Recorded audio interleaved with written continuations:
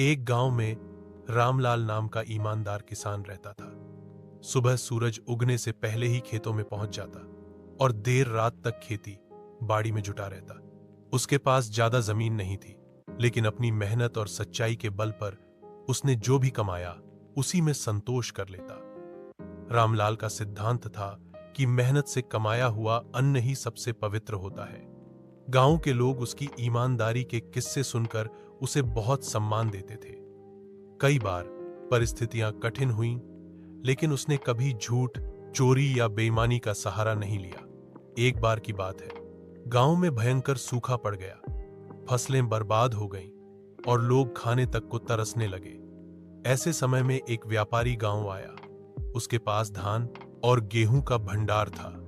व्यापारी ने ऊंचे दाम रखे और कहा, जो मेरे भाव चुका सकेगा वही अन्न पाएगा। गांव के लोग मजबूरी में कर्ज लेकर उससे अन्न खरीदने लगे। रामलाल के पास थोड़े ही अनाज का भंडार बचा था। कई गांव वाले उसके पास आए और मदद मांगी।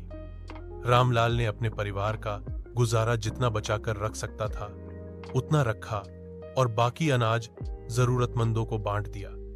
उसने किसी से एक पैसा भी नहीं लिया। उसके लिए यह मदद इंसानियत का कर्ज थी। यह देखकर व्यापारी बहुत नाराज हुआ। उसने कहा, अरे किसान, तू मुफ्त में अनाज बांट रहा है, इससे मेरा सारा धंधा चौपट हो जाएगा। अगर तुझे धन चाहिए तो मैं तुझे ढेर सारा सोना दे सकता हूं, लेकिन तू अनाज बांटना बंद कर दे। रामलाल ने शांत स्वर में उत्तर दिया, मैं अनाज बेचकर अमीर नहीं बनना चाहता।